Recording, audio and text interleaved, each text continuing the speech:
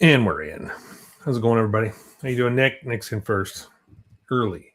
This is early. So, what's happening?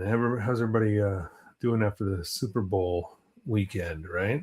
And we just had the parade today in Seattle. And fortunately, I was far enough away from where I work that wasn't too close to all the chaos going on downtown with all the traffic and everything like that this morning.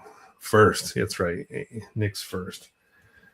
So, but anyway, yeah, no, I'm just kind of tired, but we're doing great. We're doing okay. So anyway, I'm going to do a little bit of ornithopter update, and then we're going to get on to the Falcon again because I ordered some new stuff for it, and I'm still waiting for that. It should be here Saturday. I'm really crossing my fingers. It's going to be here Saturday, and I'm excited about it. I'm going to show you guys what I'm talking about. So let's go down to, we just got this little guy here, but before we do that, I'm going to bring this one back in. So nothing has happened to this except for I did get the right paint finally. So if you remember last week, let me go close up here. I ordered this by mistake, which is an IDF gray, but it's IDF gray number 1. I think that's what they call it. This is IDF gray 1, yeah.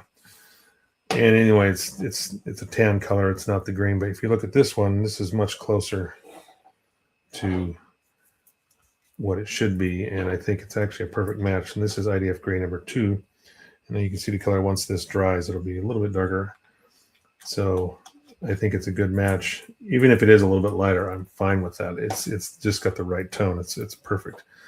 But after last week's live stream, I tuned into George's Thursday night rant, and there was a gentleman on named Dwayne who mentioned that there's a photo etch set available for this kit, and also some resin figures which you can install to recreate a scene from the movie. So I ordered that stuff, and hopefully that will be here on Saturday.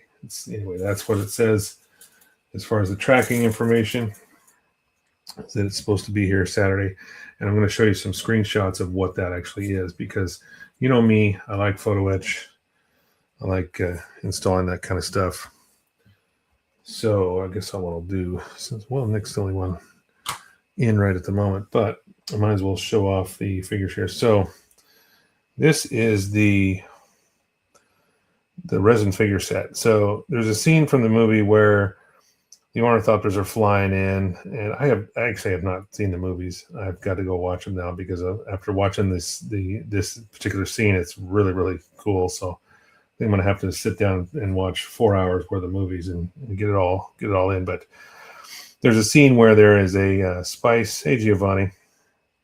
There's a spice, what do you call it? A harvester on the dune. And they've got to come in and rescue some of or all of the crew from this harvester.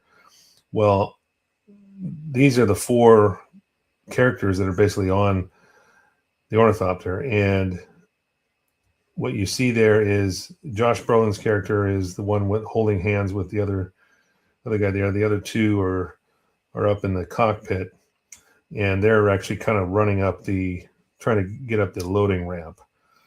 So that's what this is for. So they'll be mounted kind of outside the loading ramp. Now, that's one set. Now, this is the photo etch set. But not only does it come with photo etch, it also looks like it has some resin pieces or 3D printed stuff here. And it looks like a whole new set of seats, which I'll have to cut the old ones out because I have glued them in. And then some interior pieces, because if you remember, I was talking about the whole kind of cockpit behind where all the seats are in the movie. That's a whole entirely open area. It's almost like a cargo area, and then there's a loading ramp in the back. But that's taken up by a rather large structure on the kit that kind of takes up all that space. I was talking about painting it black to kind of make it look, make it disappear. But if I'm right, and I'm not sure if I will be or not, but it looks like this photo etch stuff recreates some different structures in there that have to be cut out, so I might be removing quite a bit of plastic. So here's another one of the photo etch pieces, and then I've got some of the landing gear stuff here, and then you'll see kind of what we're looking at here. So this shows the seats in there. There's some better pictures of the seats here in a second, and then some on the landing gear items. As we get in closer, you can see the seats there. Trying to get the glare out of the way. There we go. So it looks like seat belts and the resin seats. Obviously, depending on who's sitting in the seats, whether or not those seat belts will be in place or not. But then there's another angle.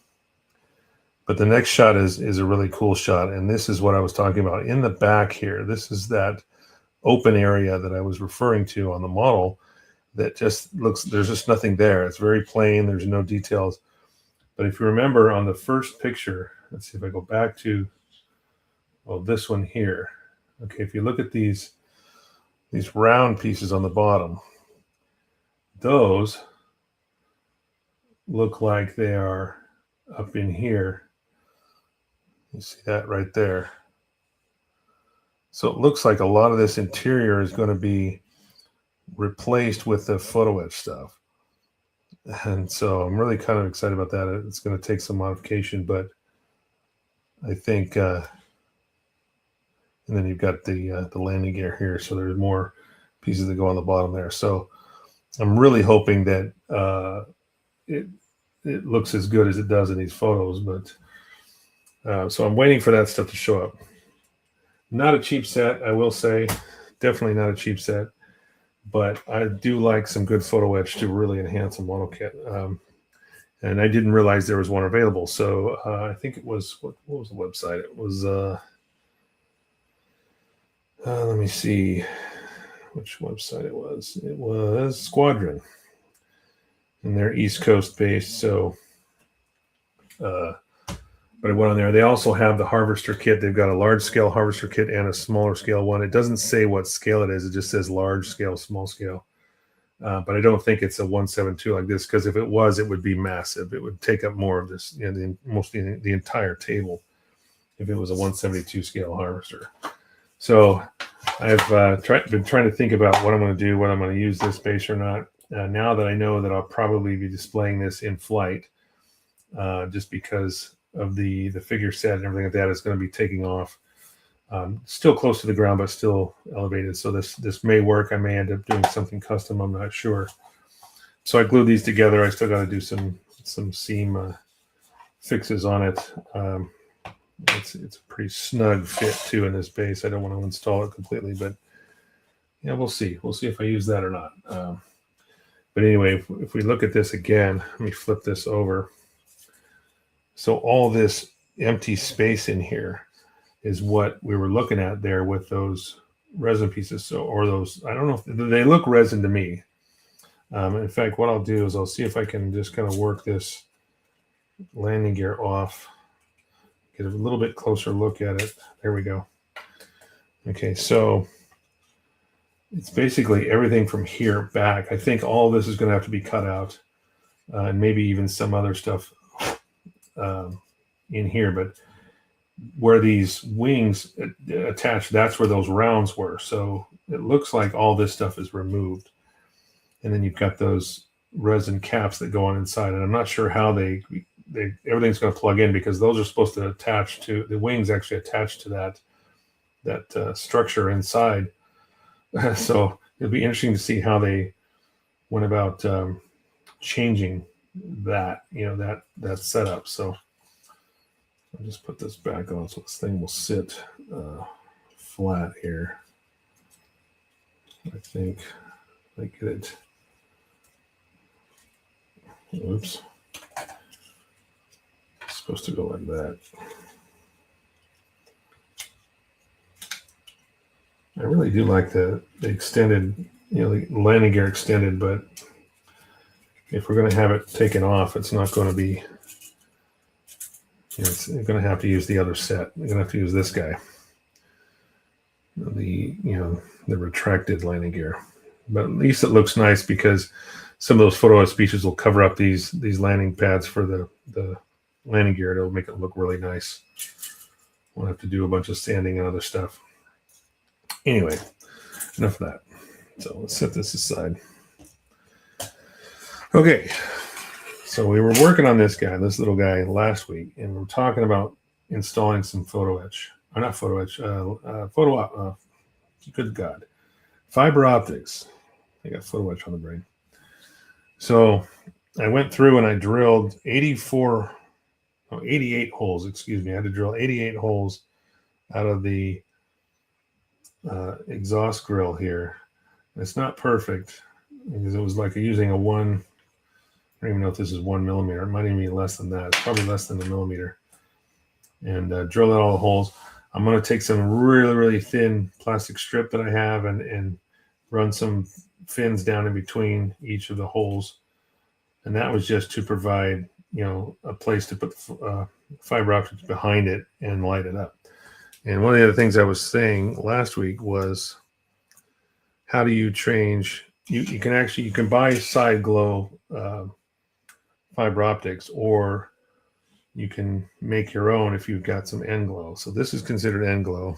And what I mean by that is, I've talked about this before in other videos, but end glow basically means that when you have a light source on the end, it lights up the other end. But what we want is, you want to light up the end and have the side of this glow. So if I put 2 strips or even just 1 strip in here, we should be able to see the light from behind it. So the way to do that is you need to roughen up the surface, because right now this is really crystal clear, hard photo etch. So I'm just going to take some sandpaper and just roughen up the sides of this. I'm using a 120 grit sanding sponge. It'll get the job done quickly, and it'll turn it kind of an opaque color. It won't be crystal clear anymore. It'll be nice and kind of foggy, and that's just to help that light refract out through the sides again. Instead of going down, it'll still go down the fiber, but it's going to also glow on the sides. I'll show you the difference here. I'm going to turn the lights down. I'll just flick off my overhead.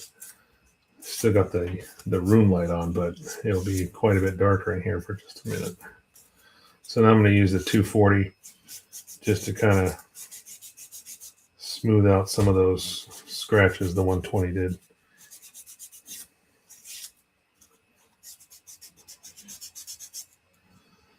All right, so now I've got a piece that's, this is 1 millimeter.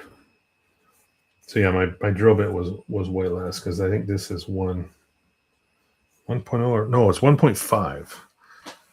That's right. I bought it off of a friend. There was a guy in a local group out here that was selling a roll of it. He asked me, and I said, sure. So I took it. So yeah, this is 1.5 millimeter.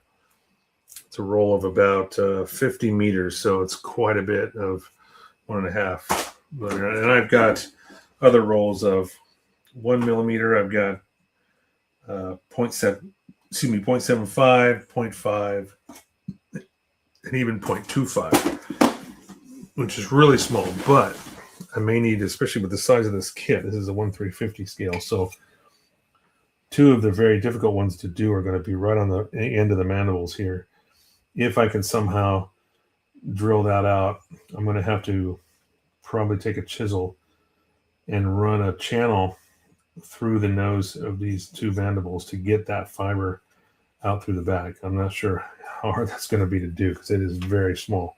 So anyway, getting back to this, I'm going to turn the lights down so we can see this. But now when we apply light to this, you can see that the fiber kind of lights up all the way down the sides. So let me turn the light off here. Give it a second to readjust, and you'll see what I'm talking about. So now the whole fiber lights up all the way down. I mean, it is still bright on the end, and of course where the light source is, but now you can see the entire curve, the entire piece, instead of just that the tip of that. And for reference, I'll cut off another piece of that point, or another piece of this, and you'll see what I'm talking about. So let me see here. Just grab I've got enough of this. I'm not worried about using a little bit of it. Oh, pretty hard stuff. Definitely don't want to use your God hands to cut it. So without scratching the sides, you can see that, I mean, actually it does look, on camera, it looks really bright. But you can't see it as well in person. It actually looks brighter almost, but it doesn't light up the sides as much as it does with this. It softens the light. It makes it light up the sides a little bit better than just one piece, because it goes down and it really glows. The end is really, really bright.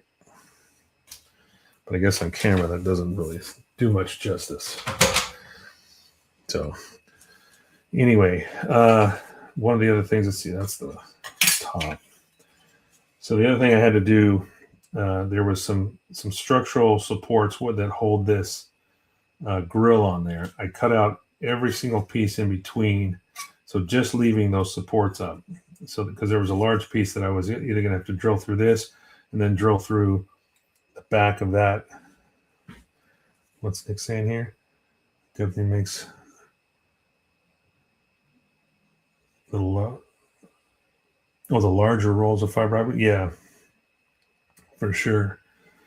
For doing this kind of stuff, I mean, most of the time you're dealing with end glow, so because you want like individual lights. I'm still trying to decide if I want to try to do there on the sides where the docking rings are. There are 2 red lights that you usually see on each one. There's also a series of running lights around the perimeter of this, lower disc. And so what I did, I actually brought out one of the 144 scale Falcon kits I have. This one is the Force Awakens version, which the only real difference is just the radar dish has been changed. But I did compare it to another one that I have, and they're identical. They do, however, have the extra. Oops, that's the top section. I need the bottom section. Because this is also Force Awakens version, it has all of the extra landing gear pods here. Whereas this one is a New Hope version. You only have the single one in the middle and then the 2 in the rear. They didn't have the 2 newer ones. In the newer movies, they included the front landing gear as well. But on here, there are. You can actually see them embossed in the kit. There's 4 running lights down here, 4 on this side, and then 1. It's like 2 in the back. But I couldn't really see on this mold. They don't really identify where those lights are. So I'm going to have to just take this, where this location is, and just look at where it would normally be and just mark it, and that's where I'll drill my hole. And it's going to still be a very small hole, a little bit larger than the front here. Because again, this is just the disc portion. You'd have the mandibles coming up off of this, and that's where. But you can see. Actually, I'm just going to open this up. I wasn't sure I was going to open this, but I might as well. Just the one runner won't be a big deal. That way you guys can see what I'm talking about. So if you look, see if I can get close enough and I get the best angle. So you got here, here, here, and here. You see those 4 trapezoid kind of shapes, and then there's a round circle in the middle. Those are those landing lights or running lights, or whatever you want to call it. But if you look at this thing, like I said, there's no identifying marks on here. So I'm basically just going to have to take a Sharpie or something and just put a dot where I want to drill each hole, and then that will go straight at the bottom. There's plenty of room, in the valley here and inside the body. It's just kind of like this as well, where there's a lot of free space underneath here. So that's what I'm going to have to do. I'm going to have to either string 1 or 2 LEDs. If I do everything in just white, I'll just use probably 1 if I can get away with it. This is a 3mm, the one I was demonstrating earlier. Needs all the lights. Hey, what's up, Phil? How you doing? Hope all is well. Yeah, everything's going so good. So good so far. We just had, like I said, earlier when we were talking, I had the beginning of the show. We had the parade for the Seahawks today. I'm not really a football fan. I don't watch football, but I'll pay attention to it around playoff time. And besides, it's our local team, so they won it all. But I did find out too that something that's kind of stupid, but it's a California thing. Because they played in California, California taxes the players a percentage for every day they played in California in the regular season. So all these players that got the bonus for winning the Super Bowl are now going to have to pay more in taxes than they would have for the bonus alone. It's just just unheard of. I'm so glad I don't live in that state anymore. So let's see. There's 2 really tiny holes. These are actually you can see them molded in here. So, and it's I mean, at best it's 0.25mm. So I think what I'm going to have to do is, in order for this to work out, I'm going to have to somehow take a chisel and run a channel down this, the inside of this mandible and out through somewhere around here, where I can run a very, very thin piece of fiber optic. The thinnest stuff that I have is 0.25. And so I'll bring that roll out. I think this is it. Well, no, that's 0.5. That's 0.5, and it looks even smaller than. Where's my 0.25? So here it is. So I might be able to get away with 0.5. But still, that's still tiny. What I thought was 0.25 was actually 0.5. So if you can see, let's see. I don't even know if you guys can see that. So here's. You see that? This is 0.5. And then we got another roll here. This is 0.25. Yeah, this is like hair thickness. Very, very small. There it is.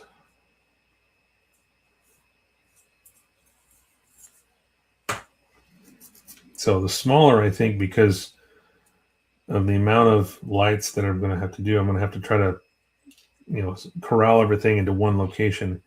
I think 3mm is probably the best size. I don't think I'd be able to fit a 5 in here very easily. Because even though this looks like there's a ton of space, it's really only about, it's less than 10mm. Because if you put this top piece together, it might be a little bit more than it looks like. But now you can see in the back, you see those 3 like 2-pin structures. Those are the supports for the grill. That's the things I left. There was a solid piece going all the way across before, which would have had to been drilled through, but I think it was easier just to cut that out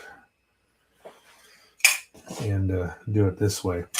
And this isn't the cleanest job either. It was very difficult to drill these holes out. It was literally 88 holes that I had to drill, 44 per row, and a couple of them got a little too close, so they're not perfect. But I think if I take some really thin plastic strip, I can clean that up. And then, of course, once it's sandwiched back in here, it's actually recessed back in there. It's not going to be, it's a very, very thin grill line there. So I think once I clean up those edges, it'll look fine.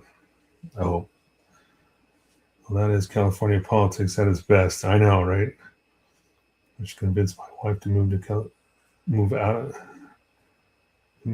Oh, you guys are in California. That's right. Yeesh. Hey, what's up, Julius? I'm sorry, I didn't see you pop in. I'm sorry. I missed you at the beginning there. Yeah, I just heard that today and I was like, man, that sucks. I did hear, and I also heard that the Seahawks might be up for sale now because the taxes are getting so ridiculous here in this state too. It wouldn't surprise me that, if a team like Seattle now has some leverage after winning the Super Bowl, if they get bought by somebody else, they might just move to another state, because they don't want to get burdened by all the regulations and taxes here either. It's just it's crazy, crazy stuff. So this goes on. I'm just going to put this back in place real quick so everybody can kind of see. So there's the grill. There was two spots where he couldn't drill all the way through because it was actually right over where those supports are. I had no way of getting all the way through without taking out that support completely, but I got to kind of keep that in place. So my choices are, do I try to take a piece of this and lay it in behind the grill, bend it, shape it. I can heat it up and get and match that curve and lay it in right behind. Or do I put like 6 like surface mount LEDs along here to light it up? Because I'm going to use a 3-volt battery. I may even build something a little bit larger. This is the stand that came with it. So I think I like using just this piece, but I may build this up and make it a little bit larger. Just kind of glue it, glue attached straight to this, and then make a larger base that sticks up a little bit higher. So it has a little bit more free space underneath where I can put maybe a 9-volt that will run quite a bit longer and even be able to be serviced. I talked about maybe putting the battery inside and then in a reed switch, which I still may use the reed switch. That's always a nice little way to turn it on and off. But I could put the reed switch underneath the base too, instead of having it inside. And then all you got to do is just pop a magnet on there and turn it on. But still deciding what's the easiest. Of course, with this thing, it's so small. It's kind of hard to figure out exactly how to do it. That's part of this process, though. But what I'll do is, just for giggles here, I'm going to heat this up and try to at least get the bend that I'm looking for. So I'm just going to take my heater out of here, my little heat gun, and just heat up this. It should start to bend on its own once it starts getting hot.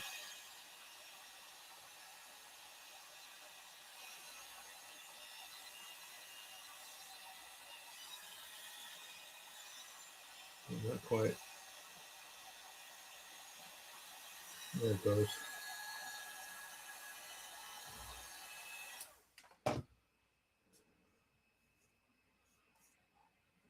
Trying to keep it from getting too deformed.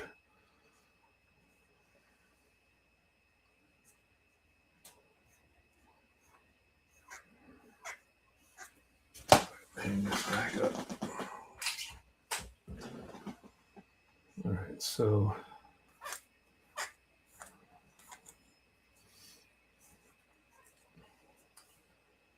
let's see here. Yeah, I'm gonna have to. I even thought about taking like something round, like one of my handles here, like using this thing or something. I could take this and wrap it around, and that would give me a curve that I could eventually use. You see how that just lays down in there now. As tight as it seemed like, I was thinking like, wow, that's really tight, roll when you're rolling this up on something like this. But once it holds its shape, you can see the curve as it opens up. Now I can get it to sit right down in there. So I think that might be my best route. So what I'm going to do, I'm going to try to do that. I'm going to try to just lay this in there, set this on. I want to try to do a little experiment here and see if you can actually see this glow through the side. Because if it doesn't give me a decent enough end glow or side glow, I think I'm going to have to, I might have to do something different with my lighting choice if this doesn't work. Hopefully we can see that. I'll light this up.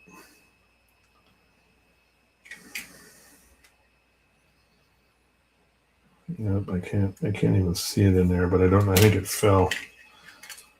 Yeah, it jumped out of position. Maybe I'll just have to do it without.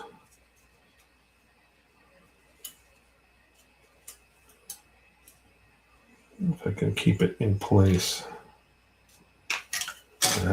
Lost my light.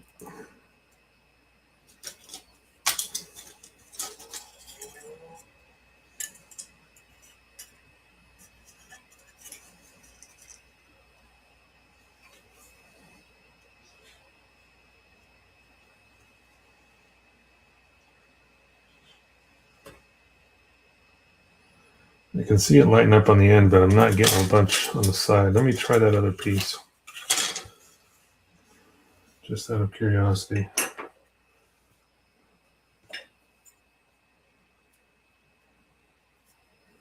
Try to wrap this one up too. Get that nice curve.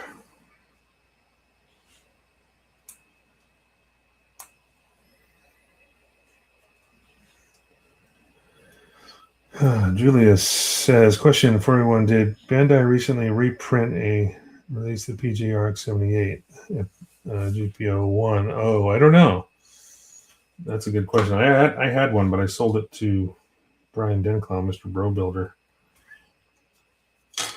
He bought it. I was trying to pay some bills off and do some stuff a few years back, so I ended up selling quite a few kits.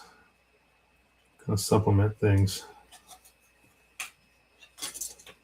This is not working out. I'm trying to do this. It's difficult to keep the fiber in place.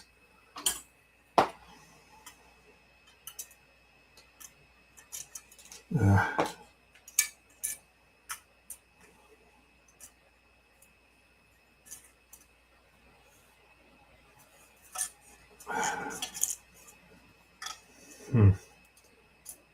don't know if this is going to work.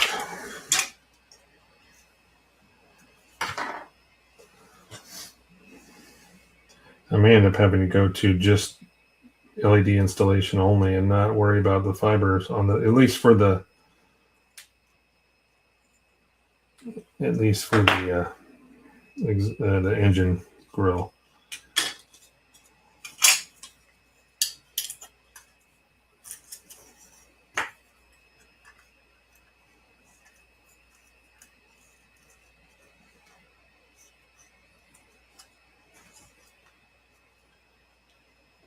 Okay, let's see if I can.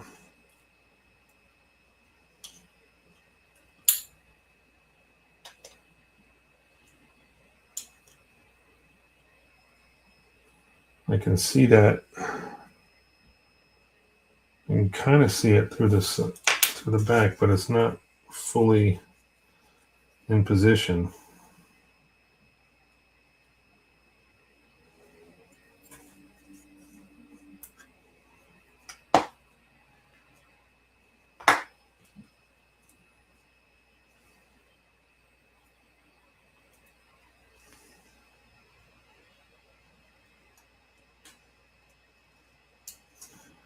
Yeah, that fiber is going right down past it, and I don't see any light coming through.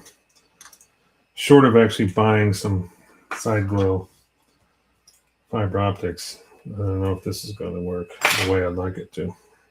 So I may end up having to, like I said, just have to install some LEDs behind this grill. But in the meantime, it's a problem we can solve at a later date. Let me take this back off. Okay. Now I've got to figure out, I got to mark these. Let's see, hopefully I got it sharp enough. That one's not too bad. That one's, no, we'll use this guy. Okay, I'm going to take this piece as a reference here. Can get lucky with that kit. I have seen it on shelves in 2 hobby stores near LA. Huh, interesting. Tape it down. Yeah, I could do that. One last try, I guess. I'm gonna grab my. I remounted my microphone, by the way, so it's hanging on the shelves now off to my side here, so it's not on the bench. So if I hit the bench and do some other stuff, it's not going to pick up that noise. So what I may do here is see if we can get this to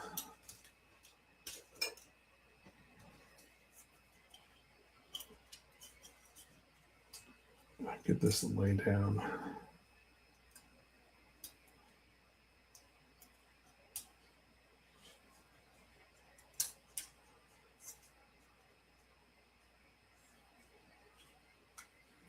If I tape it right over here. So, okay, let's try that. Where is my, there it is. Actually, let's take it.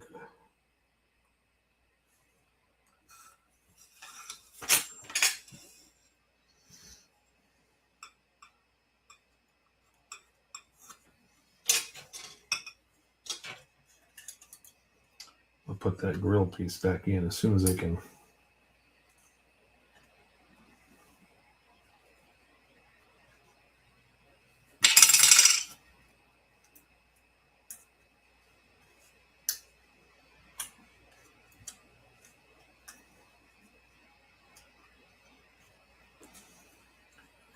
All right, let's see if I can somehow get this in position.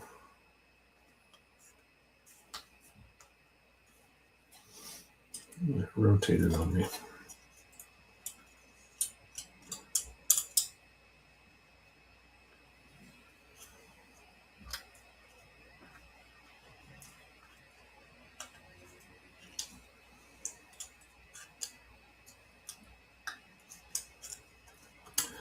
Easier said than done, man. Thanks for being patient, everybody. I'm trying to get this to... it's just not working. I'll try to heat this up a little bit again.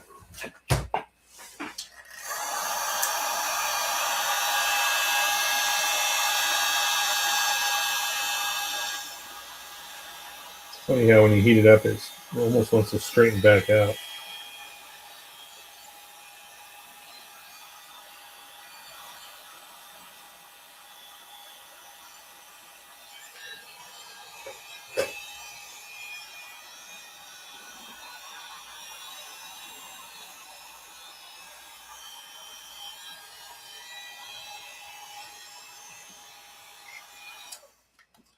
See if I can do this. I'm going to try to wrap this around. I'm going to heat it up and then wrap it around that.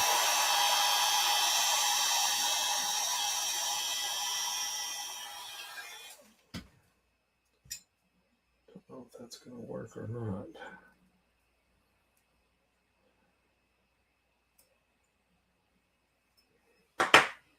Worked out pretty good, actually. Now it's really tight.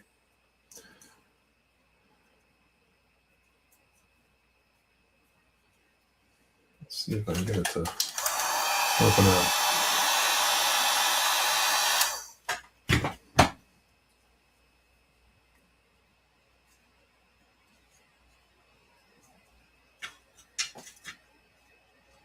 Getting there.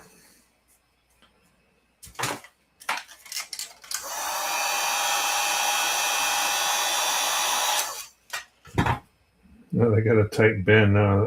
As I heat it up, it wants to start to straighten out, so that's actually working to my advantage.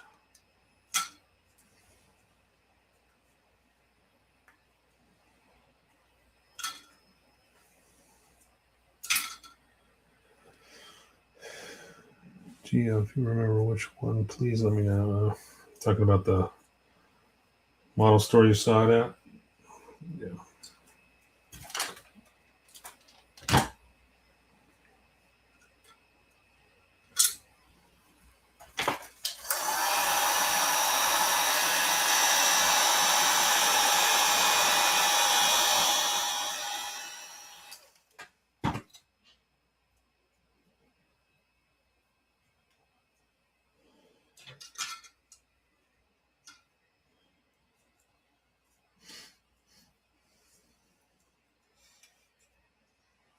I'm gonna do an adjustment here. I think I need to.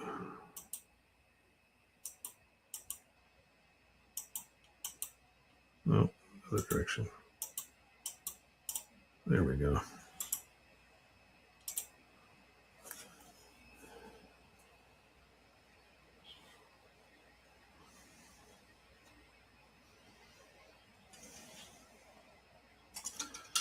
All right, we'll see if I can get that to stay down now. Go slightly past it.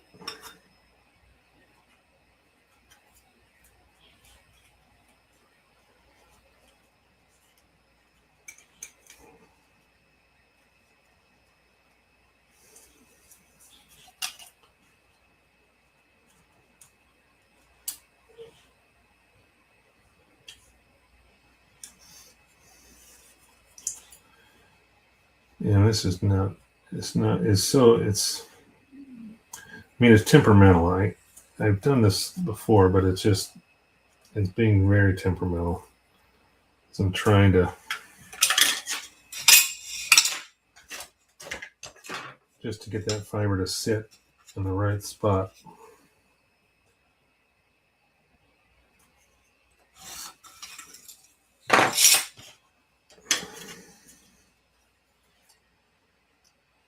I'm not even sure, if I can get away with just one strip. I may have to use two because this is again 1.5 millimeters. So two would be 3, and then the grill is almost 3 millimeters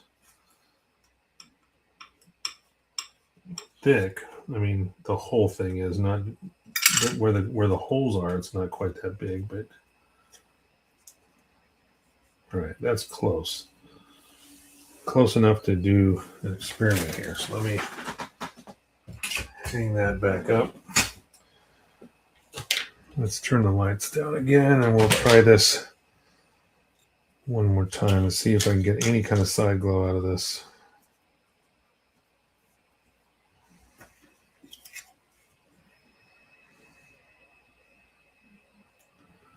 Problem is, everybody can see the bright ass light.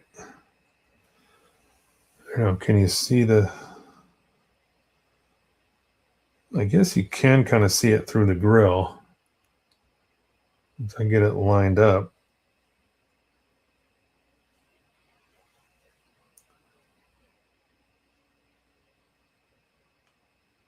But I don't know if that's just light from the bulb reflecting off of it, because I'm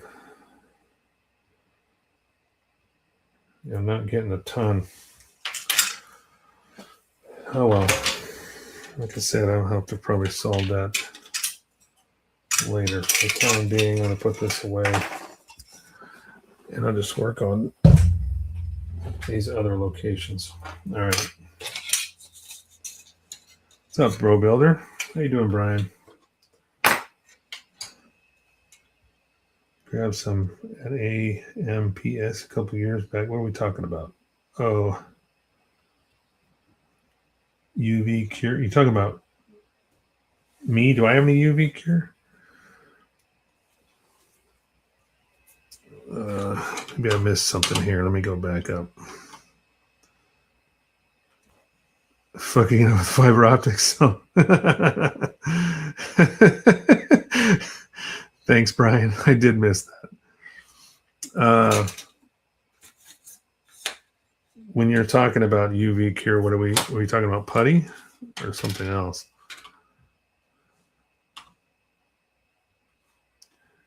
Giovanni says, I finally finished grabbing the gun cannon. Nice. Cure cyanocrylate. I don't know exactly what that is.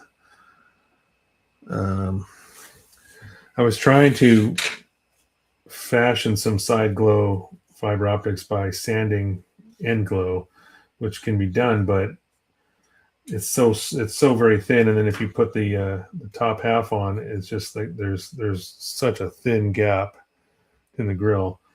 I drilled out 88 holes around the engine grill, but I'm just trying to figure out if I need to put bulbs behind it just to light it up. Maybe get a piece of clear.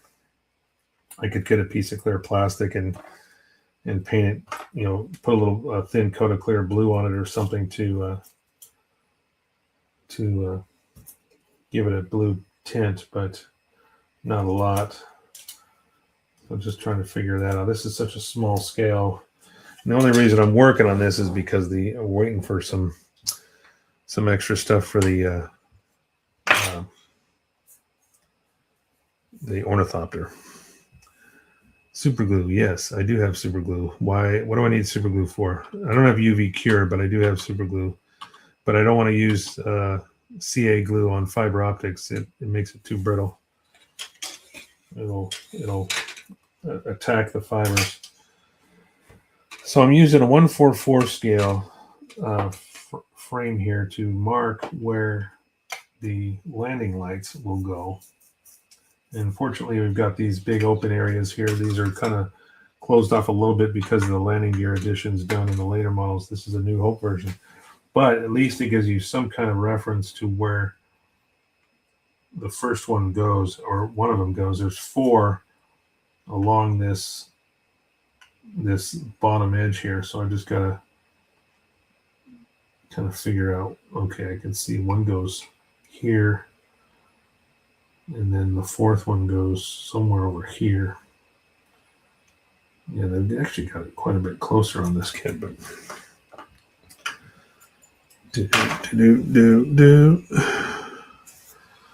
yeah, so I'm trying to put fiber optics in a 1/350 scale Falcon.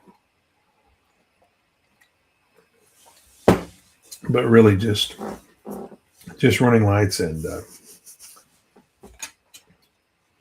maybe 2 up front here on the mandibles, and then the engine. Other than that, I'm not going to get too crazy with it. I may try to figure out how to put 2 on each side for the docking rings, but again,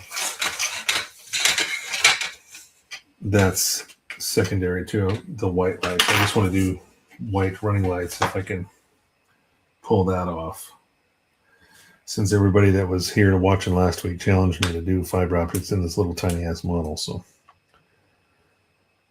super newbie to fibers optics. I can welder and grind. Yeah, that's true. Well, I learned the hard way. The very first time I did fiber optics was the 4000 scale STF1, and I found out the hard way. I just started installing a bunch of fibers in one of the Armor 10s, and then all the fibers I was using super glue. Everything was working great.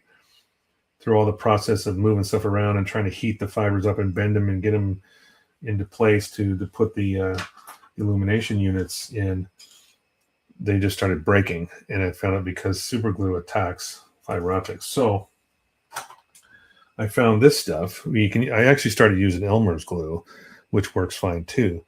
But I found this canopy glue, and this stuff is amazing. It dries clear. It doesn't attack fibers, and man, does it work well. And it sets up in a decent amount of time, so you don't have you got to keep everything from moving around for a bit. But it doesn't dry as quickly or set up as quickly as like super glue, but it definitely doesn't attack the fibers, and it works super well. And the model number is 190530. Canopy. We had a couple weeks ago, somebody looked it up and found it. They couldn't find a U.S. distributor on it, but they did find a couple of or one place at least. I think even Amazon might have had it. So what I'm going to do now is I'm going to mark my light locations on this little tiny model where I'm going to drill out for the landing lights. Yeah, good thing now I'm thinking about fast flexible glue. Yeah, well, this stuff, the canopy glue, is pretty flexible. It's nice. I'm not an expert, but I have done fiber optics a few times and always learned something along the way. So let's see here. One of those is going to go.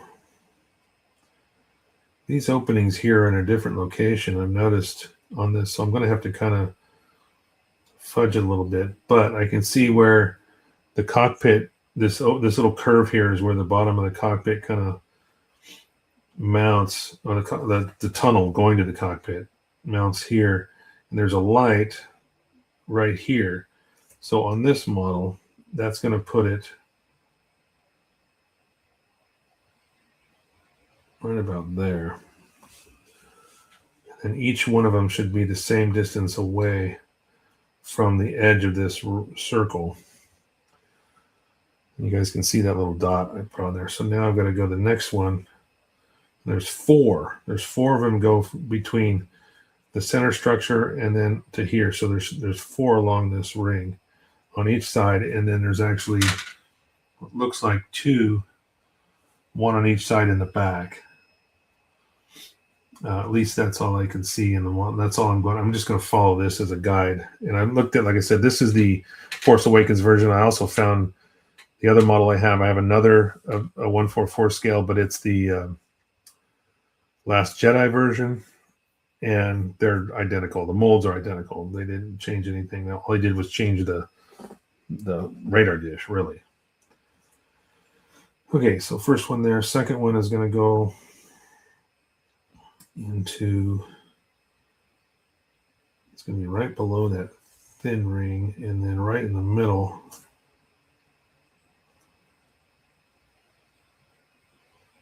Gosh, maybe I should start from the inside. So the first one is going to go right there. Second one there. And then the third one in between all of them.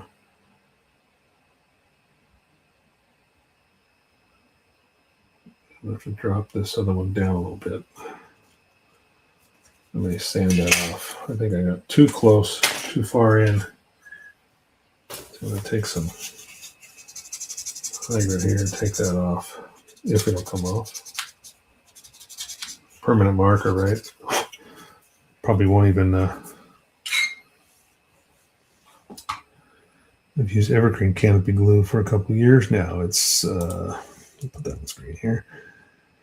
It's great for low stress and temporary things. I recently used it to mock up custom fender flares. Yeah, that's probably perfect for that. I mean, it's not supposed to be high stress stuff for sure because of, I mean, it's canopy glue. It's supposed to hold on.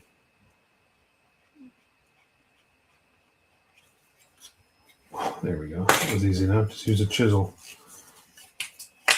So the fourth one will be in the same area, but I got to come down a little bit. So right about there. Okay, so that's the 4 on that side. Now, I'm going to match it on this side. So 1,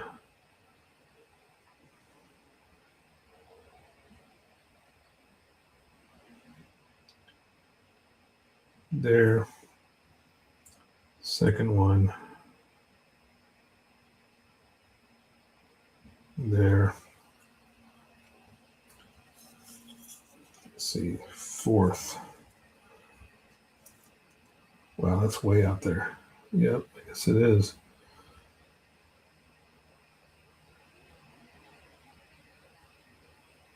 There. And then the third, or the one in the middle.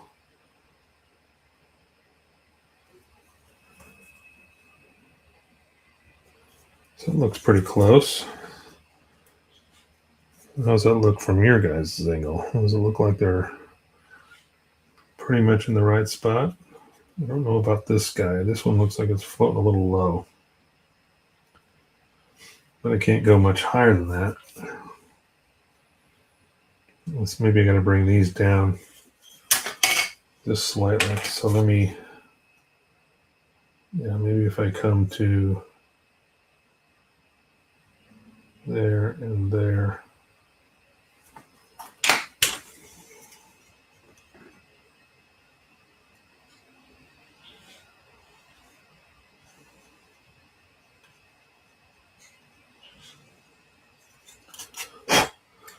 I think we're good enough there. I just lowered them down a little bit, brought them a little bit closer to the ring. I think that's good. Now, for the last two, there's two in the back.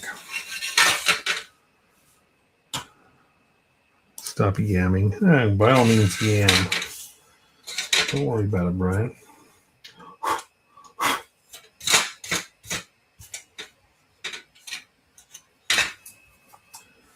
Static electricity. It's a wonderful thing.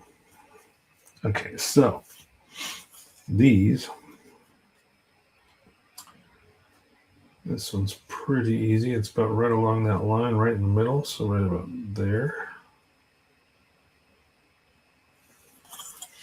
And then the last one, same situation. Dead center right about there. Okay, so there's our marks. I think what I'm going to do is those are slightly, actually, I'm trying to figure what size. I think I'll go with the same size. Let me see how big this drill bit is. I think this is 0.5. Let me take a piece of 0.5 here and see if that will fit through the holes that I drilled in the grill. It's definitely bigger than 0.5.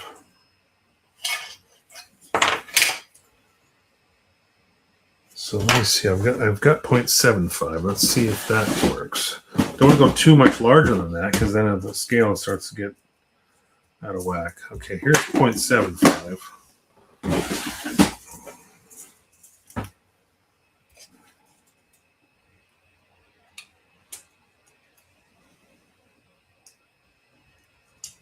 Ooh, that's perfect.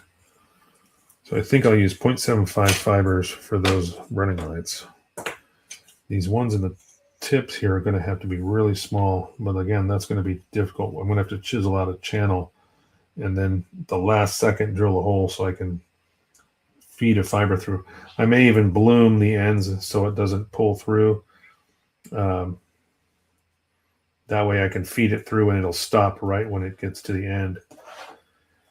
The only difficult part is I'll have to paint everything first and then feed the fibers through because obviously I won't be able to cut them off. These others I could bloom as well, but that would require me, I'll drill the holes and then I'll paint everything first and then run the fibers through. That way the bloomed ends will stop. And what I mean by a bloomed end, if you guys don't know what blooming is, when you talk about fiber optics, I'll demonstrate with this large 1.5 millimeter piece here. So when you bloom fiber optics, it's heating the end of the fiber so it mushrooms out like a bulb, and it makes it very glossy and shiny. And it's especially with end glow, it's good to have because you want that crystal clear, thin, crystal clear light bulb looking effect. It'll also it domes the surface of the fiber optic, so it kind of allows light to go in other directions other than just straight out. So it's a little bit more of a wider angle glow. I'm working on panel lines and keeping a third eye on the chat. Yeah, that's what I try to do too, but I always miss stuff too because I'm too busy trying to figure something out. So I'm not going to put the flame directly on this. It's going to get really close. Maybe you guys will be able to see what happens in the process. I'm going to see if I can get it to focus while I do this. So I'm just going to get the flame close, and then you'll see that if you guys can't see it, hopefully you can, it will just kind of spread out and form a dome. So I'm just bringing this close to the flame and watching it without breathing on it. Okay. So now, if you look at the end, see how it's mushroomed out? And it's like a dome. So that's what I'll do with these running lights. Now it's going to be on a lot smaller scale, of course, because we're dealing with some really thin fibers. But by doing that, when you put light to it, you have a very, very bright, let's see if I can get it to point through the camera. There we go. Very bright, clean light at the end of that fiber. You love the fidelity of my thumb in it. Yeah.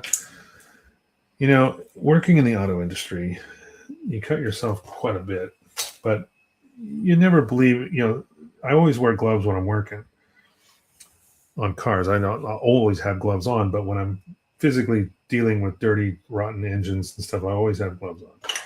And I was stripping sealant off of an oil pan to reseal it, and my chisel slipped and went into my thumb. Didn't cut the glove. So I was like, oh, I'm good. Didn't cut the glove. I'm good. Just keep working. Then later on, I start feeling a little sting. Like, what is that? I pull the glove off, and I cut myself. It's like, I don't know how I managed to cut my thumb without cutting the glove. It's magic. It happens all the time in the auto industry. All right, so I'm going to use the same size drill, but this is what I use to drill out the engine grill. I'm going to take this off just so I don't damage it. But here, just pop this back off.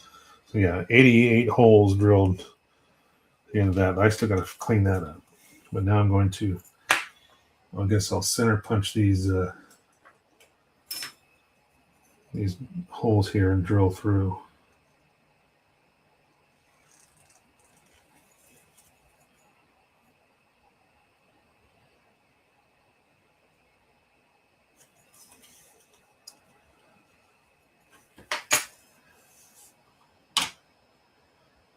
Brian says, have you tried to bloom the more controlled heat source like a soldering iron? Yes, I have done it both ways.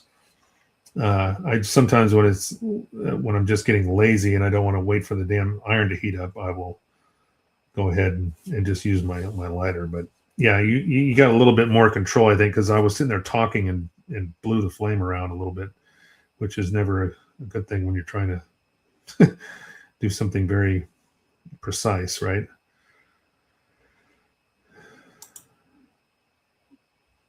See them. What's up? Finish Club. How you doing, man? Or ma'am, or sir, I don't know. How are you? Thanks for joining. We're just trying to put fiber optics in a ridiculously small scale Falcon.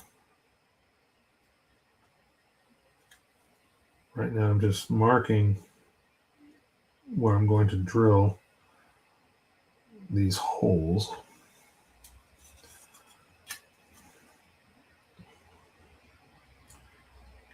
Trying to get them as close, I suppose, as possible to matching both sides.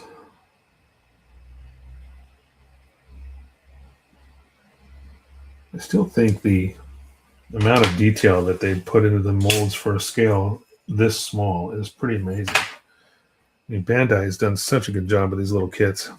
Even like the snow speeder, the little 144 snow speeder. It's unreal.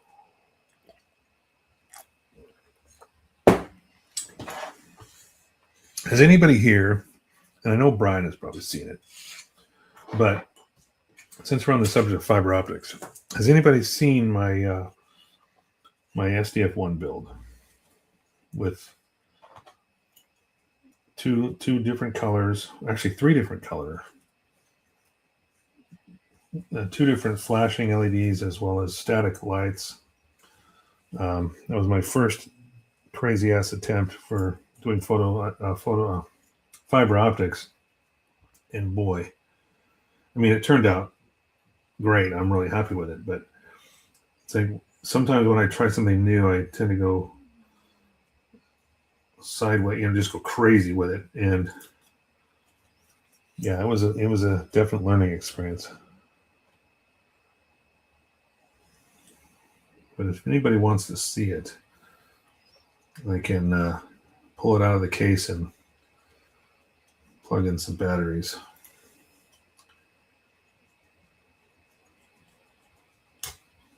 Ooh, that went through in a hurry. So yeah, that's a good. So now what we do is, because we have a nice, once I paint everything, and at the last minute I can run the fibers in, bloom the ends so I can pull them all the way through so they'll stop, glue them in place, and then heat them up and wherever the illuminator is going to be. That's the tricky part, is heating up the fibers, getting them to bend and shape them to a single light location so you can fit everything together and then close the halves of the ship. That's the tricky part. Installing the fibers is easy. It's getting them to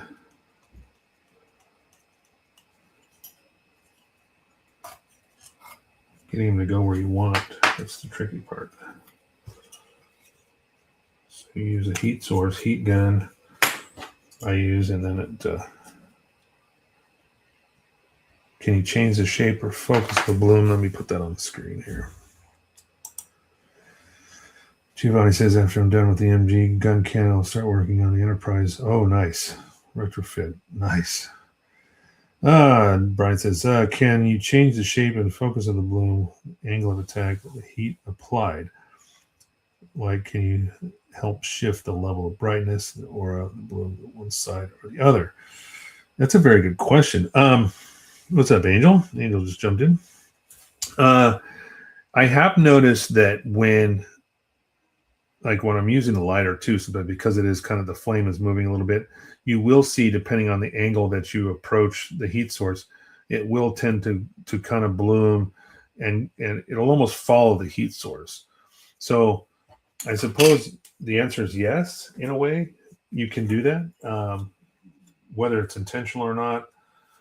Typically, if I'm blooming a fiber object, it's because I want it to, look like a light bulb sticking through the bottom or whatever it is, or sticking out or whatever it is out. But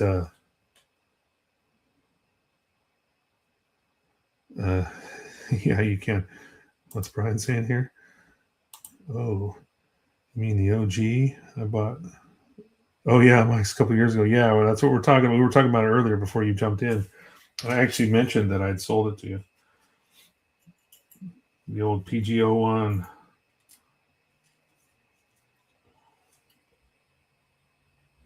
So I'm trying to just get these.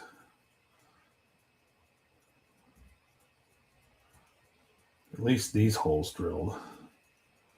I've got a little bit of extra time, so what I'll do is after I get through drilling all these holes, is I'll go grab the SDF-1 so I can show that off a little bit.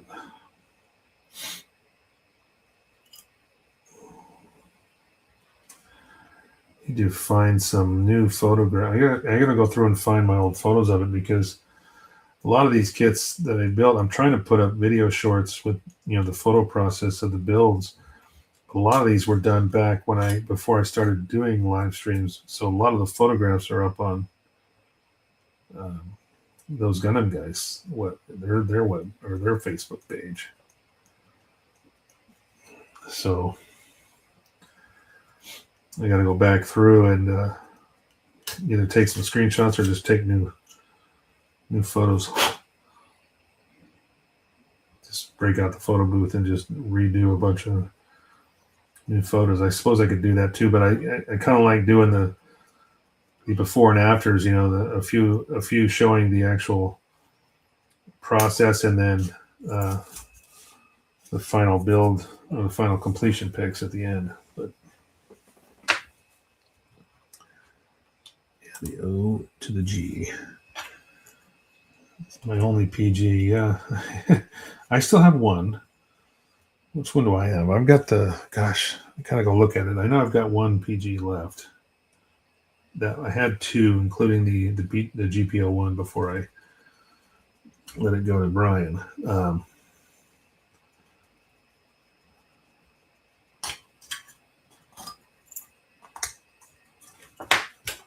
But I've got one, and I also have a resin upgrade for a weapon system on it.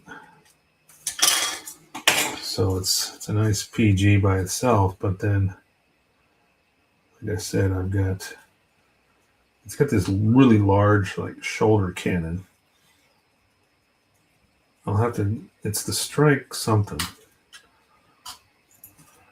I bet you Brian will be able to figure it out before I go look at it. But Strike something. I can't remember the exact name. Once I get done drilling these holes, I'll go check it out. Now that I'm working local to home, oh, nice. I'll be getting into more serious modeling, adjacent content creation this year. That's great, dude. I'm so happy for you. I mean, it's nothing worse than just being, you're stuck on the road all day or whatever. Like I haven't been doing a lot of work in between broadcasts because, just been tired too from work. But it's a balance. You're trying to find a balance of creation, content creation, whatever. Make sure you guys have got stuff to watch too, but also it seems like where it's at right now is video shorts. And I've got to find out. Oh, by the way, Brian, since I got you here, do you know of any video editing software that you can recommend? Or because I'm using StreamYard to do this, but I haven't played around with doing a recording on there just to do a recording and then edit it. I need something that I can edit videos and make video shorts rather than just doing the photos. HD Millennium Falcon, my first kit with LEDs. Nice. Now the Enterprise is going to be the second attempt with LEDs. Also going to attempt to paint the Aztec design. Yeah, that's fun. I mean, if you got the patience to mask all that off, because the Aztec is got to be the hardest thing, I think, of any of the stuff to do. All right, so just kind of briefly here before I start breaking out model kits. So now let's see if we can even see. I guess you can kind of see. You can almost see the LED through the plastic. That's funny. Yeah, once we get those lit up with some fibers, should be able to see some nice lights. Okay, first things first. Let's see what PG I've got in the backlog here. 1 second. I shall open the closet and verify. Where is it? Where are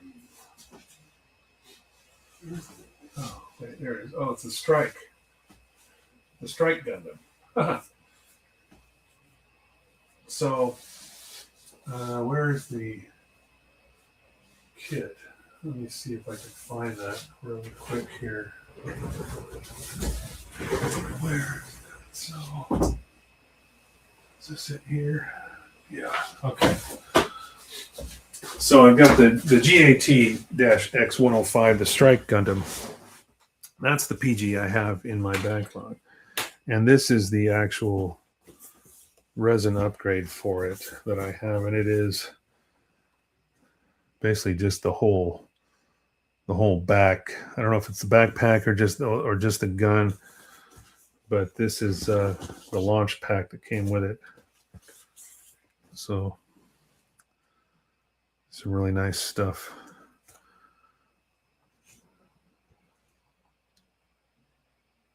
Strike Freedom.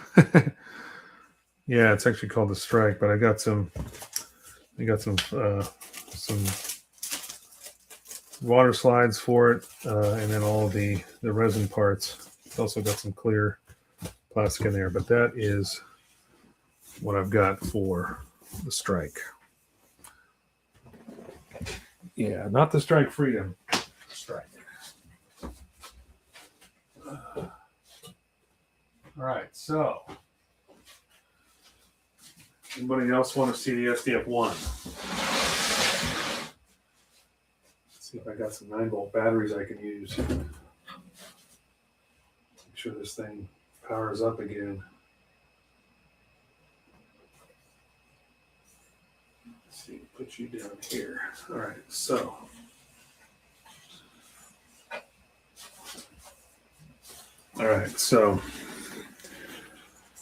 here's the SDF-1. Now, let me see if I've got batteries that actually work. So this was my first attempt at fiber optics. There are 2 LED units here, 2 LED units here, here. Pretty much every section has 2, has a red and a white. The red is a flashing at 1 hertz. The only difference is that the leg sections here that have 6 hertz flashing blue LEDs for the engines. And then there's all photo etch throughout the entire thing, including like all the antennas. Like if I can get close enough here to see the bridge, let's see if it'll even focus on the bridge. Okay, there it is. So you've got, that's all photo etch, even these behind it. The fins back here are photo etch. All the antennas are photo etch. You even got 2 little monsters there you can see on the deck guarding the ship. So let me see. Maybe if with any luck, I've still got batteries in here. Let's see, where is the door? I built this so it would open. There it goes. Okay, I do got a couple of them. Hopefully they've still got some power that I can do. Not really. Yeah, that one's got a little bit, but let me see if I can got some more juice in some of these batteries here.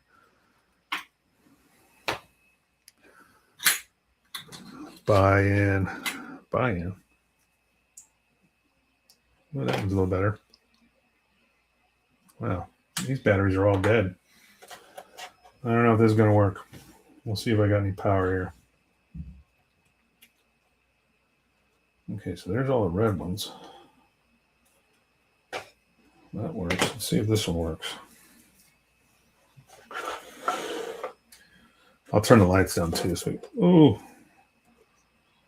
cut my finger with some photo etch.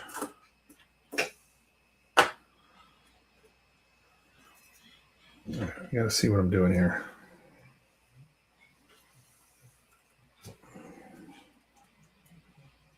Yeah, those are barely lighting up.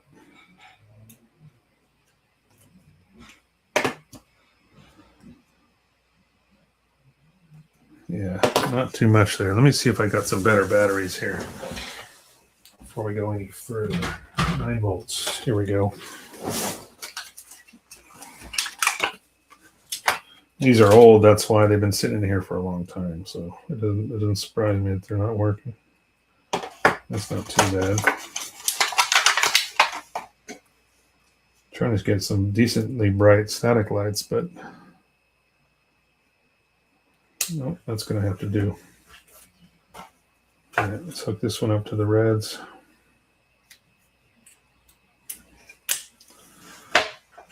Then I'll turn the lights down. So this goes right in here like that. Closes that up. Okay, there we go.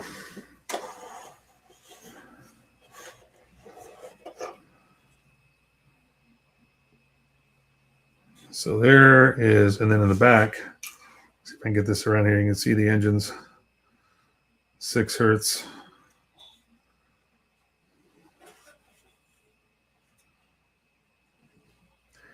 So all the static lights are white, and then I had flashing reds at 1 hertz.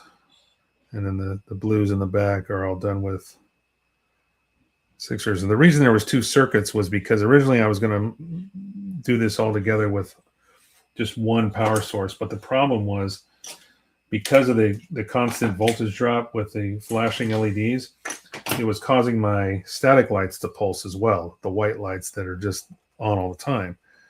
And so I didn't want those to look like they're kind of pulsing, so I put them on their own circuit. So all the flashing bulbs are on 1 circuit, and then all of the static lights are on a different circuit.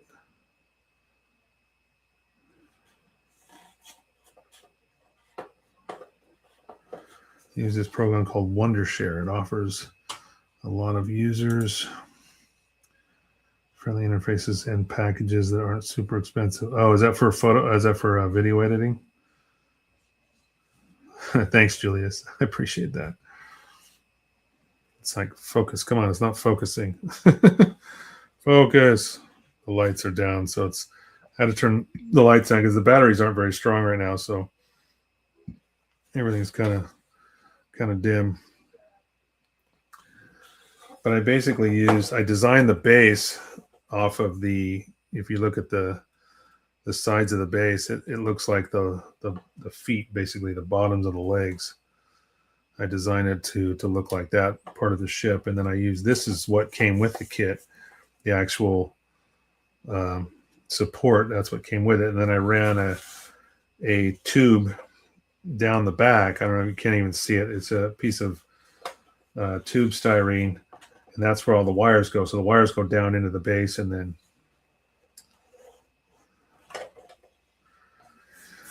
so yeah, that was probably the most challenging set of fiber optics that I did, because everything funneled down. I paralleled it all down to 2 circuits, 2 wires per, and then went into the base. So all these wires for each LED, so 4 wires, 4 wires, 4 wires, all that stuff got paralleled down to 2. So it went out the bottom without having a ton of wires going everywhere. Take these back off so I can pull the batteries out. All right, let me turn the lights back on. So that's the SDF1. Guess I'll just leave those in there.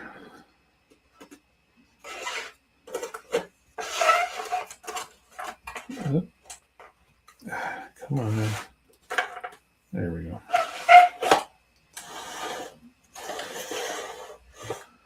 Yeah, I like it. I liked it. Wondershare. Huh? All right, I'm going to pop this back in. We're getting down to the end of the show anyway tonight. So let me just throw this back in the case. Well, I'm not going to throw it. We'll slide it very gently back into the case.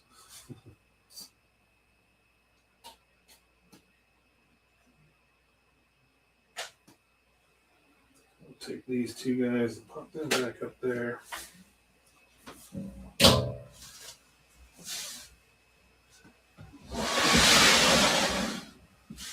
All right. All right. So if, in fact, we get the photo etch set for the ornithopter, I will be working on that again next week. So that stuff is supposed to be here Saturday. Hopefully it will arrive as anticipated. If not, we'll continue working on the Falcon. We'll keep putting the fibers in. We'll see if I get any more work done during the rest of the week here, last couple days of the week before the weekend. And we'll go from there. But anyway, let me let's go up here and look at my mug. Sorry, guys. I know it's bad. It's bad sometimes. Anyway, let me get through the list here. Make sure we say thank you to everybody that popped in, took the time to say hello in the chat. We had Nick in first, Giovanni close second after that, and then Julius and Phil was in after that. And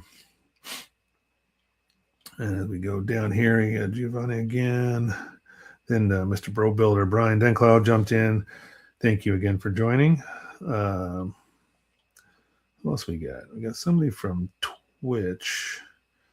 somewhere around in here. Oh, that's right. We had finished Clubhouse. Jumping in real quick, and then O'Brien again. I think that was pretty much it. Oh, and the Angel came in out there at the end there, towards the end. Yeah, that's about it. So use double stack CR 2032s, harness my LEDs so far. Also, ornithopter from Dune. Oh, you own one. Do you have the same one from Mang? Because that's what this gets from. But let me show you the photo etch stuff, because normally I wasn't overly excited about the kit. It's a nice kit, and it goes together very nicely. And it was like, I can make this look pretty nice. But once I found out that there was a photo etch set and some resin figures available for it, I was like, oh man, I'm all in now. So I'm going to go back down here so I can bring up the let me see, where's my screenshots? Where do the screens go? As soon as I find them, there we go. Okay, so we're starting here. So this is the figure set. And again, the guy reaching out here in the bottom, that's Josh Brolin's character. This is one of the pilots, and they're pulling him up out in the loading ramp, trying to rescue them from the worm, and the spice harvester is when they're leaving. That's when they're trying to get on. So that's the scene we're kind of going to be recreating here. And as we get down here, this is some of the photo etch. Also has a bunch of seats. They look like resin seats, and then some interior parts that are for creating the structure that holds all the wings, because the wings are built into the middle of this thing. And so I was wondering how they're going to do that. And you'll see what I'm talking about. This is more like landing gear. And then you've got a little bit closer. Here's a little bit closer to the interior, the seats and stuff. Really nice. And then this is the interior that I'm talking about. So all this material is going to be taken out, it looks like, from the original model, and then in this interior stuff installed on top of it. So it'll be interesting to see how much of that structure has to be altered in order to do that. So really looking forward to that. And then the last one is the landing gear all folded up. You can see some of those parts for underneath. So yeah, really looking forward to that set. And again, hopefully it's supposed to be here on Saturday. We'll see if it shows up on time. Anyways, yeah, double stack batteries. I've tried that before too. I really like 9 volts, only because they tend to they last quite a bit longer, but they also have the power behind them to keep everything bright for a long period of time. I've noticed like 3-volt batteries, even if you double stack them and wire it that way, they just have a hard time, especially if you have a lot of LEDs. Now, something like this would be pretty small, 1 or 2 LEDs at the most. I could probably get away easily with a 3-volt, but I may just end up using the original base that comes with that little tiny stand, and just build a bigger base around that to house some of that wiring, and maybe put a 9-volt down there and just resist it down. If I only have a single LED, I can resist it down to run that battery, or run that lighting for a long time. So anyway, let's wrap it up. Anyway, thanks everyone. I appreciate each and every one of you. As always, every week you guys hang out with me, and for those of you that took the time to put a thing in the chat, likes, share, subscribe by commenting on the video. That always helps the algorithm, and I do appreciate it each and every time you guys do it. It's awesome. The support is lovely. 9-volt has a bigger source, makes total sense. Yeah, I know. And they're easy to work with. I bought a bunch of little 9-volt ends, for the clip that snap onto the battery. So once I get all my wiring there, I just attach one of those little 9-volt sockets on there, and boom, we're done. Anyway, be good humans, everybody. We'll see you guys next time. And like I said, hopefully we'll get those parts on Saturday. And if they do come in, we'll be working on the ornithopter again next week. All right, guys. We'll talk to you soon. Be good.